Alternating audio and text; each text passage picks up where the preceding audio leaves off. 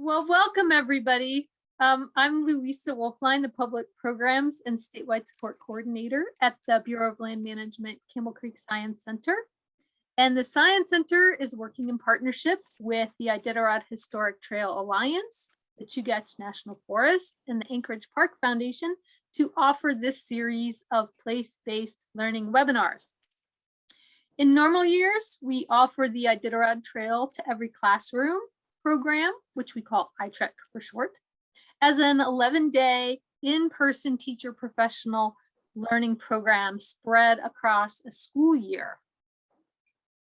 iTrek encourages teachers to think about how they can connect to place, bring their students outside more, bring outside resources into the classroom, and how they can help connect with the Iditarod Trail and the cultural and natural landscapes of Alaska. During the pandemic, we are offering some of the core elements of iTrek as a webinar series called Take It Outside, in an effort to continue to serve Alaskan educators in ways that we hope are valuable to you. We hope you are able to use the information from this and other programs in the series to encourage your students to get outside and learn more about the nature, history, and culture of Alaska. We will be offering this series through the end of April, and we hope you're able to attend more sessions. If you are interested in receiving a flyer listing the full series, please contact us at itrekalaska@gmail.com. I'll put that in the chat in just a minute. At this point, I would like to introduce Meredith Gutierrez with the Anchorage Park Foundation. She is going to share ideas about getting students outside to learn. She's coming to us direct from Russian Jack Springs Park in Anchorage, where students from nearby Nunaka Valley Elementary School worked with the Anchorage Park Foundation and the Anchorage Parks and Recreation Department to create their own outdoor classroom. Take it away, Meredith. Hello, everybody. Thank you so much for being here. As Louisa said, I am in Russian Jack Park. One of the things that I believe is that you can teach outside no matter what, including through digital landscapes like this. And so I encourage everybody to give it a try. I currently have an iPad that I'm using to do this with.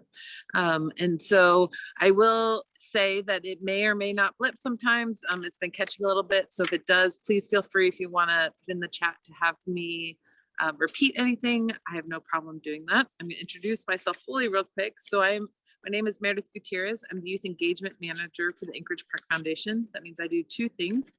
I am the field educator for youth employment in parks during the summer. So I work with the City Parks and Recs Department. The city hires 26 teams to build trails and do stream bank restoration throughout the summer. And I work to connect their work to be relevant to them. And every Friday we recreate on public lands. And so I plan those as well. And then during the school year, I am the Schools on Trails coordinator. So I help teachers get outside. And that looks like everything from being an extra adult on a field trip to advocating with their administration, connecting with partners. I'm really big on partnerships and community partnerships. Anchorage specifically is full of environmental and outdoor educators, and I work with a lot of them. So the goal is that if you were sitting in a teacher's lounge and you said, I want to do this thing outside, I'm not sure what to do, someone would be like, you should call that lady at the Park Foundation. And then I would be able to help connect you to, so you don't have to remember 10 different people, you just need to remember one. I also offer trainings similar to this one. So a lot of what I talk about is specific to Anchorage. However, a lot of the ideas and things you do to go outside can be applied anywhere. You just adapt to your own local region, weather, and those kinds of things, and find your own partnerships. However, if you want help doing that, I love helping people go outside. So if you want help finding those partnerships, I can definitely be that person. So the first thing I'm going to talk about we're going to introduce and talk about something that's called the tiered outdoor teaching triangle. It was actually developed by Olivia Frankie, who taught the last webinar, and her and I worked together, which is I sent out earlier, the educator resource guide. It's in there, but my talk is kind of set up within that same structure. And it's because it's a very good structure to help people go outside. And the thing is people think, oh, well, I'll just go outside. But the problem is that it becomes so overwhelming of when do we go? Why do we go? What do we do when we get there? What about the weather? What about the moose? What about the people? What about all of these things that we don't actually learn to go outside? And taking kids outside is also very similar. So if you start with your basics and then learn, and your kids learn how to be outside, the idea is that it's going to get easier and easier as you go. So the first part of the triangle that we do is called safety. And it's really about where do you go and how do you safely go there? So we're going to talk about 3 different spaces, kinds of spaces. And one is that space that's just outside your classroom door. So how do you identify that space that's just outside your classroom door? Maybe you have 15 minutes that your kids just really need to stand up, move their body, get their blood moving. And is there a door that's nearby, maybe in your classroom, that goes outside, that you could stand outside for a few minutes, do a quick hip pocket activity, and then go back in? So what does that space look like? How far is it away? How much could you, or how fast could you get there and then come back? Because a lot of times it's about time. I don't have time to go outside. Well, really, you just need 15 minutes. If the weather's decent, you might need 20 if they need to put on jackets. But if you're only going outside for 5 minutes, most kids, unless it's below 0, can handle, especially Alaska kids, can handle being outside. So what is that space that's just outside your classroom? And then you go a little bit further. What is that space within your school boundaries? So things to keep in mind, right? So maybe not near the playground, especially if other kids are going to be playing on it. Maybe not near parking lots because they're distracting. Every time you're outside, especially if it's your first or second time, kids are going to get distracted. That happens even here, right? In Russian Jack Park, just sitting here, I've had a couple bikers go by. There was a couple dogs that went by. So it becomes distracting. And so knowing where those distractions are and working on that and identifying those spots within your school grounds. And then I encourage people, what is just outside your school grounds? And that is where a place like this comes in handy. So I am at the outdoor classroom space of Russian Jack Park, which was created, as Louisa was saying, by the Nunaka Valley Elementary School. It was created about 5 or 6 years ago. And it was started because there was a teacher at Nunaka Valley who wanted to teach outside in this park, but didn't have a formal space. So this is a very formal space. You don't necessarily need one, but we're going to talk about this one. And so they partnered with the Park Foundation through what is called a challenge grant and created, there's 2 of these spaces. One is animal and moose themed, and then the other one is themed through flowers and foliage and things like that. And when you're creating an outdoor space, whether it's in your school or just outside your school space, you need to look at what are your limitations, what are, how can you use your space best? So they had found a clearing. And what this is actually, you can see a few behind me, and I'm going to show you one up close too. It's a series of posts, right? Because Russian Jack, unfortunately, right, our city suffers from homelessness, and a lot of people spend a lot of their regular all day, all night here. And so the city didn't want a place to encourage camping. And so what they did is they created these posts, and then they have what are these solid metal plates, and my iPad's actually sitting on one. And these plates go into these posts and can be used as chairs or tables or anything like that. I'm going to show you real quick how it works. I'm going to switch my camera around. So there's one of the posts. Get myself out of my chair here. See if that'll stay down. And then this piece just slides right in and can be used as a chair. Now, these are under snow a little ways because there's also one that's further down here. So if you were to actually be sitting further down, and then you put another piece in here. It could be used as a table. So it allows as a table and as a chair, either way. And then on these posts, and I'm going to try this and hopefully this works. There's also signs that talk about things like moose safety. And there's 4 or 5 signs on all of these posts, but I'm going to do a quick so you can see all of the posts. And then finally up at the top, there's a space which you could hang materials or instructional information. So as a teacher, you could go from there. And then kind of work our way around back again. I'm gonna try to, oh, technology, even outside. Okay, let's turn this around. There we go. Great.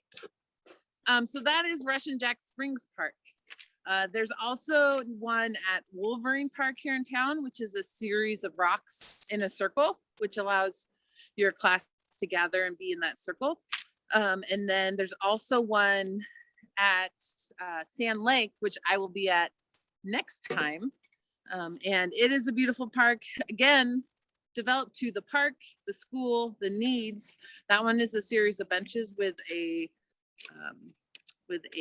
stage in the shape of a koi fish, because that's a Japanese immersion school. So it's really what is it that the school needs? Now, these are big and fancy. And a lot of times when I talk about going outside with teachers, one of the things that they say is, well, I don't have anywhere to go. And then the first thing they want to do is build a park like this or a space like this. And you don't need this. This costs money. This takes time. If you want to build one of these, definitely reach out. I would love to help and talk to you about building one of these, but you don't necessarily need one of these. You just need a clearing that's big enough for however many students you have. We encourage a place to sit down, though you can bring that with you, and enough space to spread out. So I also sent out a little worksheet that I work with teachers, that if you start filling that out, what is it you really need? Because sometimes teachers have in their mind, well, I need all of these things to make it work, and if I don't have it, I can't go. That's not necessarily what you need. What are the minimums? How long are you going to be there? What is your environment, and what does it look like? At this point, I know we have a couple teachers on here. What I'd really like to do is just take 2 minutes. If you really think about what are those spaces, because a lot of times it's like we just don't think about it. So what are those spaces? And if you think about that dart board, and if you want to put in the chat a couple, maybe Louisa will read some out for us. But what are those spaces that's smaller, right outside my classroom? What's the next space? Maybe within the school grounds. Are there a chunk of trees somewhere we don't necessarily go to, or just outside the school grounds that you could go to? And as you guys think about that, I'm going to tell you about one more thing. So the Anchorage School District has what's fabulous is called a walking field trip permission slip. So working with your principal, you can walk within 1 mile of your school without maybe extra chaperones, and you can do it at the beginning of the year, and it's good for the whole rest of the school year. So even though you might want to go to a park half a block away, you could use that field trip permission slip to visit your park. Do we have anybody share out places that they maybe hadn't thought of before? Yes, we have a field at school. Awesome. We have a grassy knoll at school. Those are all great places. And then Sophie says they're lucky enough to have a door in their class that goes right into a field with some scattered trees, and have a bog nearby. Oh, that's perfect. Elementary. Those are perfect. So once you've found your space, I encourage you to help. So kids, if you use the kids to help set your boundaries and visit that space over and over. So it's similar to when you go outside, a lot of times teachers say, it's like, we go outside, but they can't pay attention. They're all so crazy, right? It's like, well, they're so excited to be outside. If the first time you've really gone outside, you go this spring, but you haven't been since September, it's like their very first time. So making a routine of it and using them, get them to know their space, claim their space, similar to them coming into your classroom at the very beginning of the year. So if you think about their behavior in the very first week of the school year versus, late 3 months later versus the end, where they know where to put their backpacks, they know where they're sitting, they know what the expectations are, creating that for your space. I've had preschool teachers that they have little ribbon and the little kids help. So they'll walk around and be like, okay, we'll go this far. And the little, one of their kids ties a little bow, and then they walk a little bit more and they tie another bow every so often on the trees of their space. So they know exactly where it is. Another preschool teacher, her park is really long. So there was easy boundary on one side because it was a fence. And on the other was a sidewalk, no problem. They didn't know how far to go. So as a class, they decided and they would put a cone each time. In the first 1 or 2 times we went out, there had to be an adult maybe to make sure, like watch like a hawk. Nope, there's your cone. You need to come back. But after that, they went out once a week the entire school year, and they're 4-year-olds. They knew at the end of the cone, and then they would come back, and you'd never have to worry about where your boundaries were. Again, now keep an eye on them. They're still kids, obviously, but once they learn that expectation, it's not going outside is no longer the event. That's ultimately the goal. You don't want going outside to be the event. You want whatever it is that you're playing or learning or doing to be the event. And so you're trying to break down the barriers that make going outside the exciting part. It's fun, it is exciting, but ultimately you want to move past that. The other way that works is also with safety. So a lot of times, well, I can't go outside, there's moose and there's bears out there. Well, it's Alaska, and if your kids are walking home from school or even just going out on a weekend, there's moose and bear always. I mean, right? Like they're in the city, they're everywhere. So what I encourage is to practice it similar to like earthquake drills. If you go out more, actually, because odds are they're going to see them more than there might be a big earthquake. But if practicing moose and bear safety is a regular part, every time we go out in the beginning, we create this routine and we practice it. By the 4th or 5th time, they know what to do. So I had one teacher who had a moose drill, and they'd be walking along on their trail, heading to their space, and she might yell moose, and then everybody needed to scatter. Rules being, you had to be behind a tree, right? Bigger than so big, but I need to be able to see you. How fast can you do it? And they would practice and they would scatter, and they made a game out of it so that if they ever did see a moose, they knew they could do it. They could do it quickly. They already knew how to do it. And so again, it's just practicing. And these are all things that the kids need to learn anyways, just as life. So being able to put it into your outdoor classroom space, as well as creating that safety, making that routine. Now, it's okay if the very first 3 or 4 times you're going out, all you're doing is getting dressed, defining boundaries, maybe a safety thing, and then you're coming back inside, right? Like it's okay, because you're building up to, and then being able to have lessons and go from there. If you don't have your safety, right? Kids can't learn about flowers if they're not safe. So that's where that safety triangle comes in. Before I go on to the next one, are there any new questions or comments before I move on from safety to comfort? Wait 2 seconds. I'm gonna also be honest, I don't have a very good clock, so I think I'm doing okay. None have appeared Awesome. in the chat. So if anybody wants to raise their hand or put something in the chat. All right, Meredith, it doesn't seem like we have questions right now. Oh, wait, no, Awesome. one just came in. Are there any resources with the safety routines written down for a larger group facilitator? Oh, that is a really good question. For a larger group, I don't know if I have any written down. Fish and Game has some fabulous bear and moose, as well as the National Park Service, Glennet National Park Service. But they're generally a classroom of 20. So if you're, or 20 to 25. So if you need a larger group than that, I would love to find that for you. So I will make a little note of that and see, or we will create it because it is definitely a good idea. Yeah. But I've only seen it for this. I mean, I don't know what larger groups. I've only seen it for up to 20 or 25. So if it's more than that at once, I could find it. That's what I do. So thank you for that. That's a great question. Oh, perfect. Yeah, and she does mention, Sophie mentions that they team teach and so can have 50 kids. So she's not sure what would be a different safety routine expectation with that many kids. So yeah. Sophie, do you mind sharing what grade you teach? Because that would make a difference also. Unless somebody knows. 3, 4. Awesome. And are you here in Anchorage? Oh, sweet. Well, I'd love to work with you. Great. We will. Huffman at Bowman. Awesome.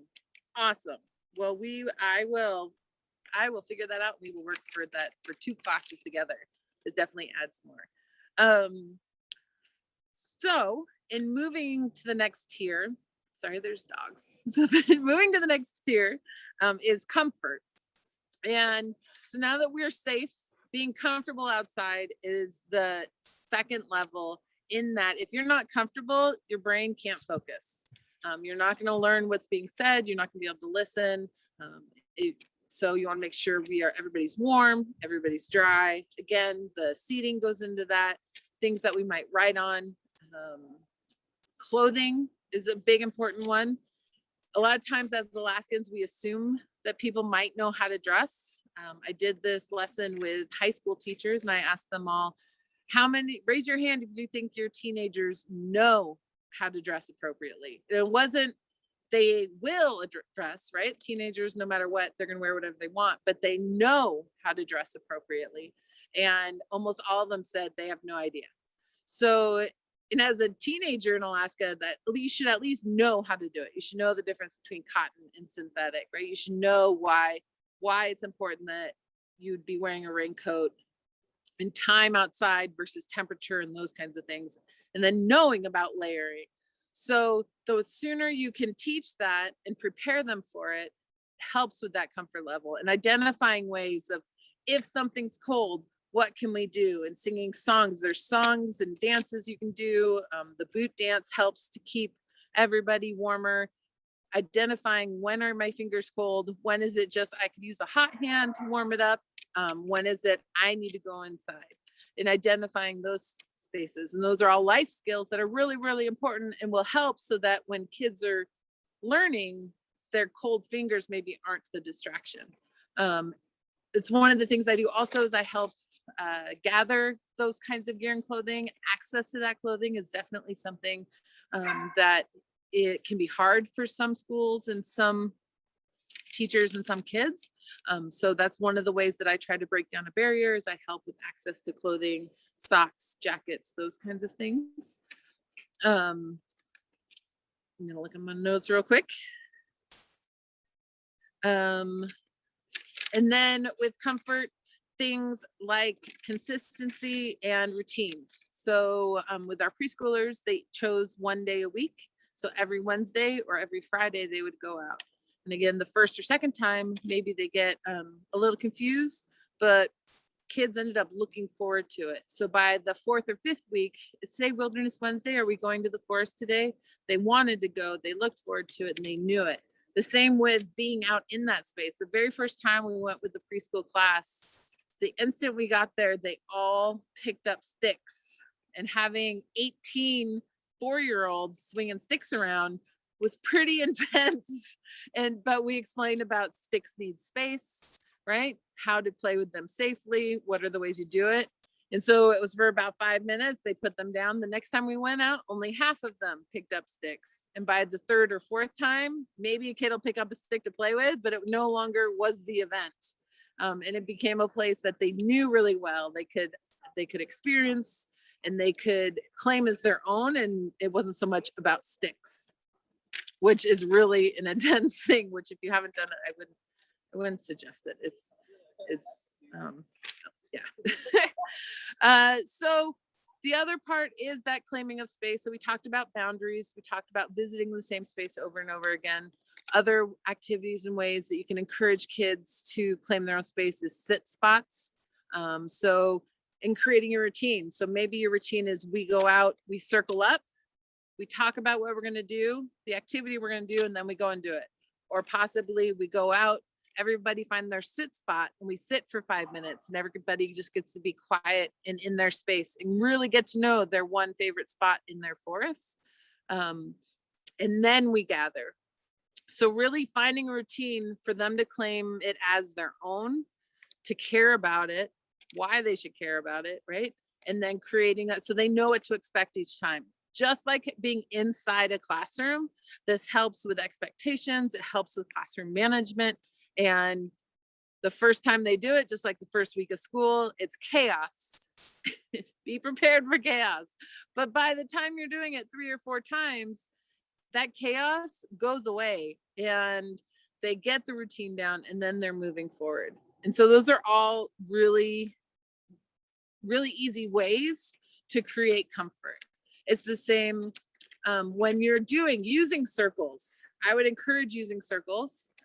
50 might be a lot. You might want to split yourselves into at least 2. So it'd be 25 and 25. And if you're 25 and 25, you can see everybody, you can make eye contact and you can check for understanding. Being outside is distracting. Just like I had a second ago, right? Every time a dog goes by, because I'm a dog lover, I want to watch the dogs go by. So if you're in a circle, you can check for understanding of here are your instructions. We encourage giving instructions in sets of 3 times, right? So I'm going to tell you, maybe somebody will repeat back to me, and then I'm going to say it once more. Or being in a circle also allows for those attention getters. I would assume, though I'm not in everybody's classroom, in the classroom you have attention getters. How do we stop what we're doing and give attention to the instructor at the front of the room? Well, in a circle, it can be very similar. I'm a really big fan of if you can hear me, clap once. If you can hear me, clap twice, because the clapping will then usually be louder than whatever's happening. And they're like, oh, something's going on. Or I know you're ready when all pens are put away. I know you're ready when our backpacks are on and all eyes are on me, right? So using those cues will help to gather and then give instruction. Those are all comfort things. So you have your routines, identify your space, have your routines, making sure everybody's dressed appropriately, and then using circles, staying warm games, dances, those kinds of things. They're all helpful, and that's going to help with that comfort level. Before I move on to the third one, are there any questions? Or what I love, this is my favorite part. What are ways that you have used outside and that have been successful for you? Because that's also a lot of learning. I've had teachers mention things that other teachers haven't thought of, or educators. I know we're not all classroom teachers, but what are some of your favorite ways that you work with this comfort level or teach this comfort level?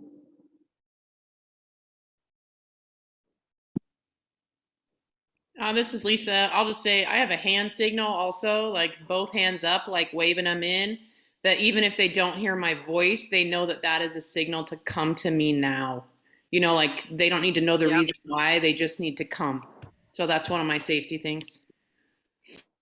Yeah, the emergency signal. That's a great idea. Do you practice it? Yes, we do. Yep.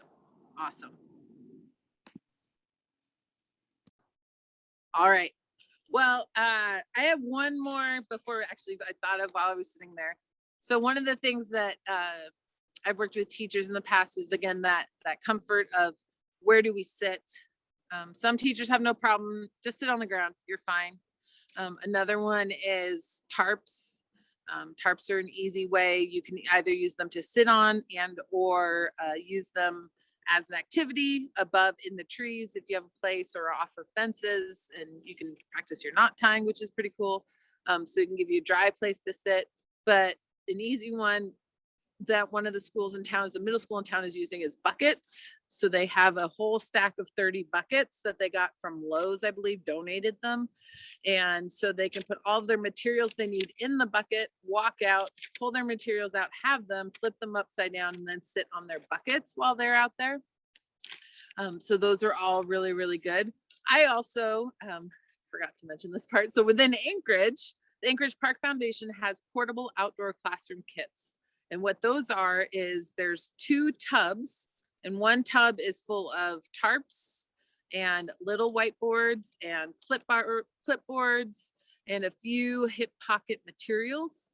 And then the other tub is full of 30 Crazy Creek chairs.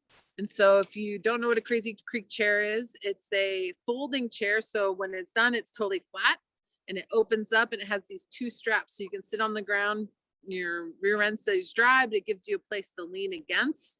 And we loan those kits out for free. It's all on a first come, first serve basis. So you would contact the Park Foundation and I would bring the kits to you, and you can use them for, I say a minimum of 2 weeks. If there's not a demand from somewhere else, you can keep them for longer. And I've had language arts teachers borrow them for reading time outside, which is really nice. I've had science teachers borrow them to be able to go out and sit with the trees. I've had math teachers borrow them also. So it's really just a comfortable way to get your kids outside while keeping them dry. Turns out there needs to be a whole lesson in how to sit in a Crazy Creek that usually happens at the very beginning, because that's not a regular thing that kids are used to. But they're really, really handy, and it makes it between the Crazy Creek and the clipboards, it just makes it more comfortable that kids can focus on whatever it is, the lesson that you're trying to do. All right, so I'm going to move on to the final tier, which is that top tier, which, by the way, if you spend a whole school year and you go from, we go outside, in the fall when it's nice once or twice, and we go outside in the spring once or twice, and you move into, we go out twice a month, no matter what, right? That alone, good job. If you are, I've never go outside to, we're just going outside to do a hip pocket, right? A little real quick. And we'll be there for 10 minutes and come back inside once a month. Good job. There's no wrong in going outside. My goal is that you go outside. The benefit is just being outside. One of my favorite quotes was given to me from somebody in lower 48 that's part of a national outdoor education program. And she says, you don't even have to enjoy it to get the benefits of being outside. Being outside is the benefit. It's so good for our bodies. Research over and over shows how it happens. So this Thrive section is really just that cream on the top of being outside. Not everybody will get there.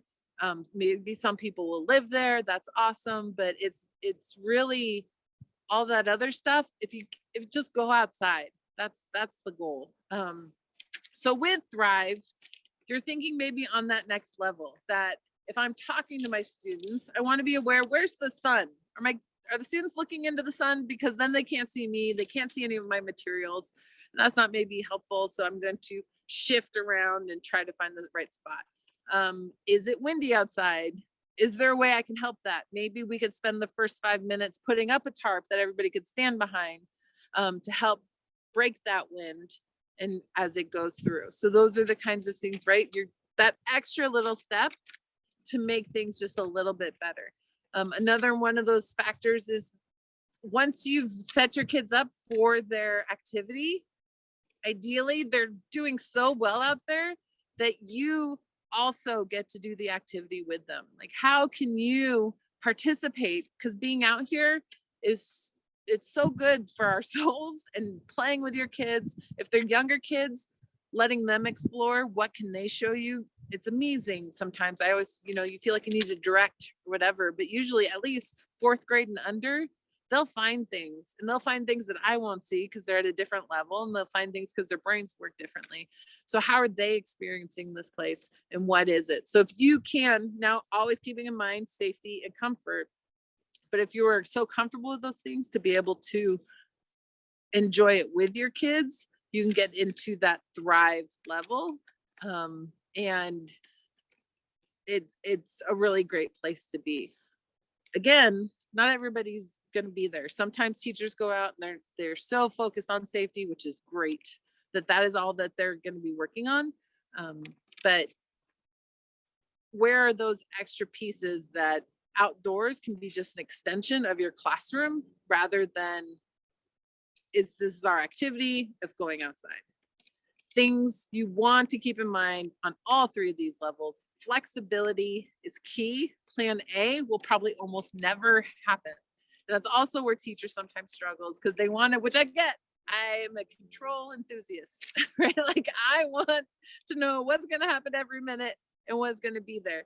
And as much as you plan, as much as you do, odds are when you go outside with your classroom, just the local dog coming over to say hello to everybody is going to throw your timing off, right? So you need to build in space and be flexible of what might happen, where might you go, and knowing it's going to be messy. And again, that letting go of that control almost every time. It's going to be messy almost every time, to the point where the messiness you're so used to, that's where the control is. Like, I know it's going to be messy. This is how I'm going to control it. Is it by being messy?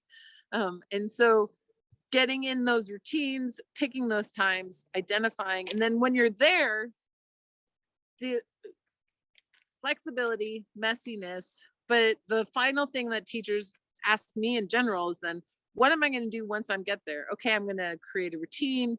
These are the things. I encourage you to look at what is it that you're already teaching? What is it that you're teaching that doesn't include a computer?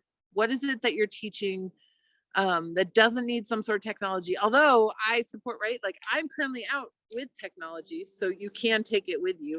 But what are you teaching that could just be done outside?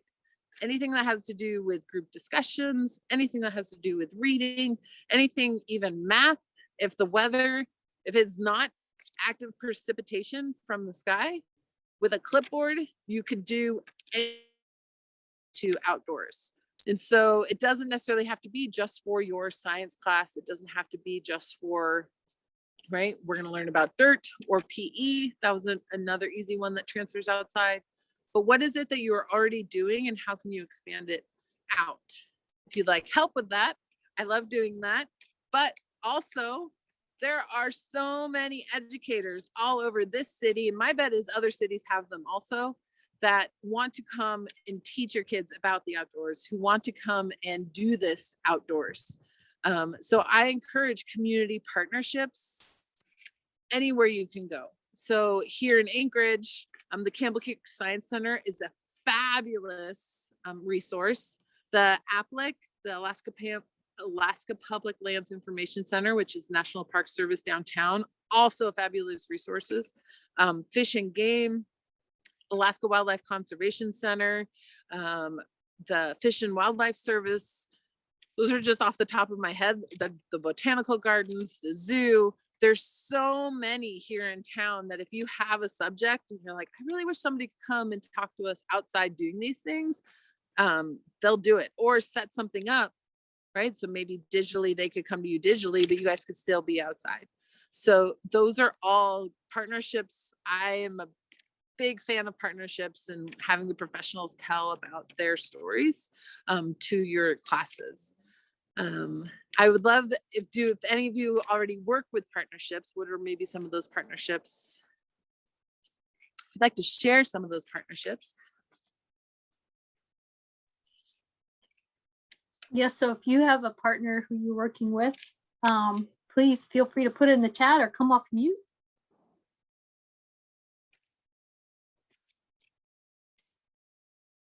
I'll just note, Meredith, that all those partners that you mentioned also all partner with each other.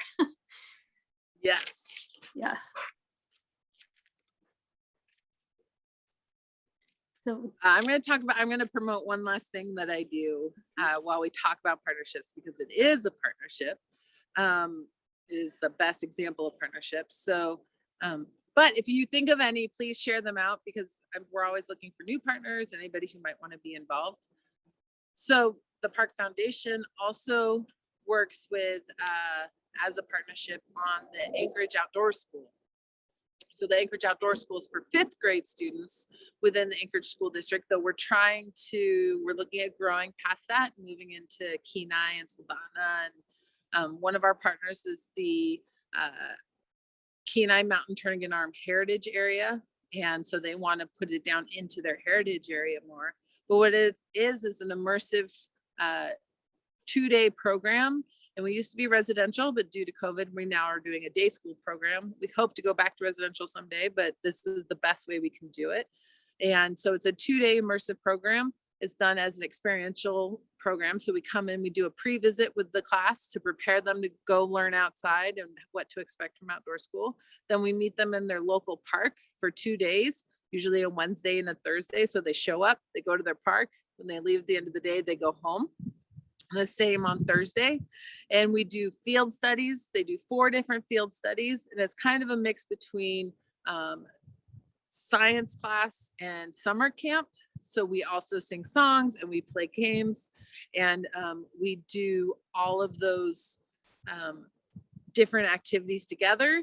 And we do it as partnerships. So all of our field educators are professionals within their field that come to teach about salmon or glaciers, or we partner with the museum that comes and teaches about soundscapes. All those partners that I mentioned before, they all come and teach about whatever it is that they're currently professionally teaching about.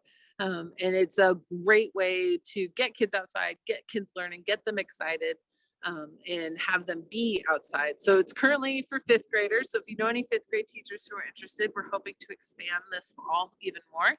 But we're currently doing 6 weeks this spring. And it's just we go outside no matter the weather. We went last fall. We had kids outside and it snowed on us all day.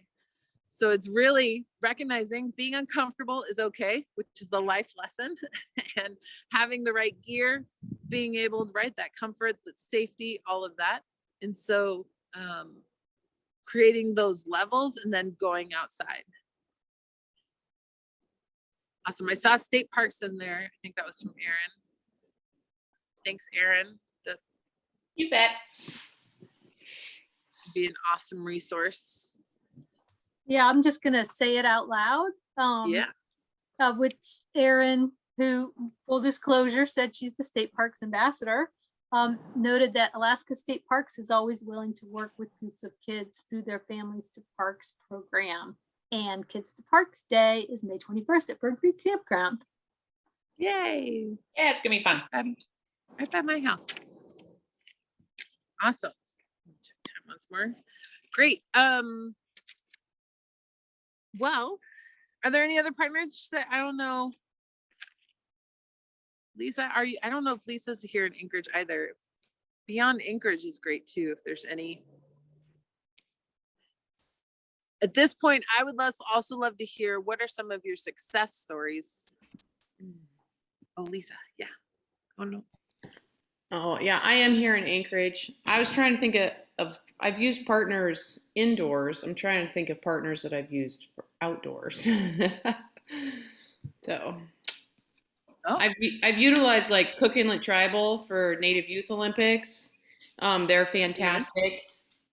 And also like for badminton skills, like Badminton Goes Viral is a nonprofit that is fabulous on coming and leading demonstrations for students. So Awesome. Are you a PE teacher, Lisa? yes, I am. Awesome. That was yes. I don't know if I let it, sometimes it doesn't, I don't let it mute or click long enough before talking. Yes, I teach physical education. Great. Meredith, I don't know if you can see this in the chat, but Sophie mentioned Alaska Geographic as a partner. And also the Anchorage Museum, which I think you may have Yes. mentioned as you went through outdoor school supporters, but I think it's worth underscoring again. Mhm. Yeah, the museum is a great partner. They love being outside.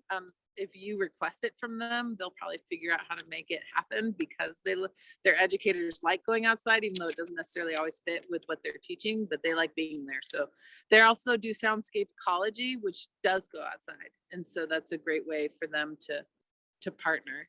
Alaska Geographic also, it's a great partner that they like being outside too. And now Eagle River Nature Center, Lisa just put in the chat as well. Another great resource. Great. Awesome. Thank you guys for sharing all of your partners. This is just a brief overview. A lot of that educator resource guide that I sent to you. I do one more of these next month at Sand Lake. I'm hoping a lot of the snow is gone, so you'll be able to see it in all its glory, but it has this beautiful arch and there's a lot of it that you'll be able to see anyways. And so I'll be there. When I am there, we really dive more into what are the things we can do when outside. So if you want to think about these 3 tiers, maybe how you use them or more ways of how you'd like to develop them. If you have any questions or would like ideas brainstorming before that session happens, please feel free to reach out to me. I believe everybody got my email this morning, and I'd love to brainstorm and work through those things. Anything to get kids outside, especially now. I'm a little bit of a on my soapbox constantly when everybody talks about how stressed they are. I'm just like, go outside, just go outside. So I can be a little repetitive, but we'll talk more about exactly what it is once you're out there in the next session. That's great, Meredith. Yeah. So are there any more if you have some now, we have a few minutes now. I recognize I have 10 minutes, but if there's anything more that anybody would like to share or ideas that you use that I didn't mention, I love gathering those too.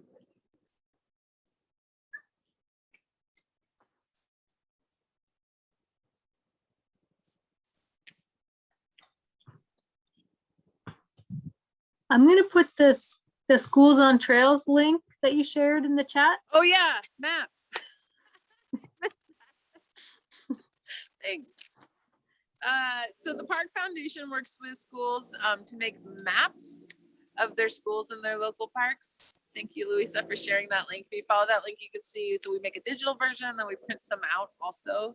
If you're interested in making a map with your school and it hasn't been made yet, go ahead and reach out. We can talk about doing that. We like partnering with kids, getting kids out walking their trails, identifying where they are within their space.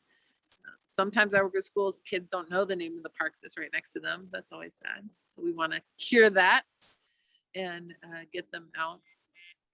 Also, if you know of any 4th grade teachers, I currently have a grant, pretty big grant to do some learning of outdoor skills, hiking and map and compass and wearing the right clothes and basic first aid things. And that includes a trip down to the Exit Glacier for 4th graders at the beginning of next year. So if you know of any of those, you'll have them reach out to me too. I'm all about opportunities to get kids outside. Thank you, everybody. Thank you, Meredith. Wow, that just had so much practical information about getting kids outside, and the resources that you shared, I think too, will also be super valuable. I'd like to just invite everyone, if you want to, like, what is one thing that you learned today? One cool tip or thing you hadn't thought of, just something that you picked up from Meredith. If you could put that in chat, that would be great. And again, Meredith, thanks so much. I'd like to remind everybody that on March 31st will be the next webinar. It's on nature art. So you can learn ways to do activities outside with your students now that you're very inspired by Meredith to get outside. On April 5th is that outdoor classroom session at Sand Lake. April 21st, 2 resource specialists from the Bureau of Land Management will be doing a session on science along the trail. So that's along the Iditarod National Historic Trail. And on April 26th, there will be an Iditarod Trail and Appalachian Trail Teachers Lounge. So we're bringing together teachers from along those 2 trails to share experiences and perspectives and information. So we hope that you will be able to join us for one or more of those sessions. And if you are interested in more information about the future sessions, you can email us at itrekalaska@gmail.com. That I put that in the chat earlier, and I'll copy it again here. And there are things appearing in the chat, Meredith. I don't know if you can see them. I can. Thank you. Yeah. Pops up real quick. So I just get a little message. Yeah. So thanks so much, everybody. We'll hope to see you next time. Thanks again, Meredith.